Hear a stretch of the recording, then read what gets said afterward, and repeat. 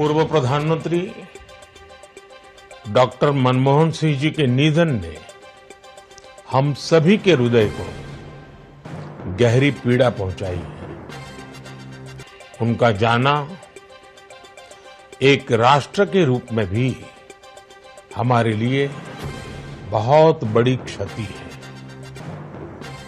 विभाजन के उस दौर में बहुत कुछ खोकर भारत आना और यहां जीवन के हर क्षेत्र में उपलब्धियां हासिल करना ये सामान्य बात नहीं है।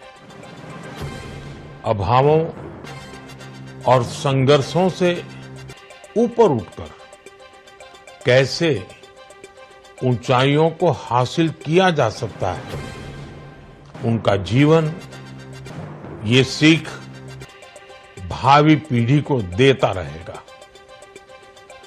एक नेक इंसान के रूप में, एक विद्वान अर्थशास्त्री के रूप में और रिफॉर्म्स के प्रति समर्पित लीडर के रूप में उन्हें हमेशा याद किया जाएगा।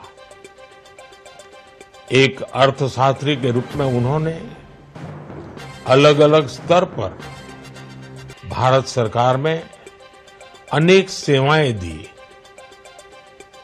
एक चुनौतीपूर्ण समय में उन्होंने रिजर्व बैंक के गवर्नर की भूमिका निभाई।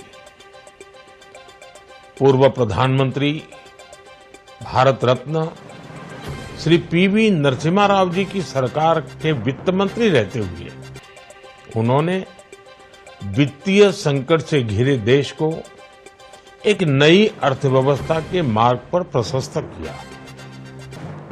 प्रधानमंत्री के रूप में देश के विकास में और प्रगति में उनके योगदान को हमेशा याद किया जाएगा। जनता के प्रति, देश के विकास के प्रति उनका जो कमिटमेंट था उसे हमेशा बहुत सम्मान से देखा जाएगा। डॉक्टर मनमोहन सिंह जी का जीवन उनकी ईमानदारी और सादगी का प्रतिबिंब था। वो विलक्षण सांसद थे। उनकी विनम्रता, सौम्यता और उनकी बौद्धिकता उनके संसदीय जीवन की पहचान बनी।